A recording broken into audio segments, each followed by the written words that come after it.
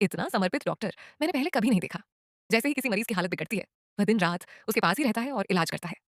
दरअसल कुछ ही घंटे पहले जैक को अस्पताल लाया गया था, क्योंकि वह दौड़ते समय गिर गया था। लेकिन जब उसे होश आया, तो वह कुछ भी याद नहीं कर पा रहा था, मानो उसे भूलने की बीमारी, एमनेशिया हो गई हो। वह खूबसूरत डॉक्टर, जो बहुत धैर्यवान भी थी, जैक के पास ही रही। उसने उसके सवालों के जवाब दिए और पूरी घटना की प्रक्रिया उसे समझाई। ये सब सुनकर जैक थोड़ा भावुक और बेचैन हो गया और बोला कि वह घर जाना चाहता है। खुशकिस्मती से डॉक्टर ने समय रहते प्रतिक्रिया दी, नहीं तो उसकी चोट और भी गंभीर हो सकती थी। लेकिन तभी अचानक जब जैक की नजर अनजाने में डॉक्टर के सीने पर पड़ी, तो उसका मूड तुरंत शांत हो गया और वह आज्ञाकारी बच्चे की तरह अस्पताल के बिस्तर पर लेट गया। कुछ जरूरी हिदायतें देने के बाद डॉक्टर थोड़ी देर के लिए बाहर चली गई। रात हो चुकी थी। जैक गहरी नींद में था। तभी डॉक्टर धीरे धीरे उसके पास आई, बैठी और उसे दवा खिलाने की तैयारी करने लगी।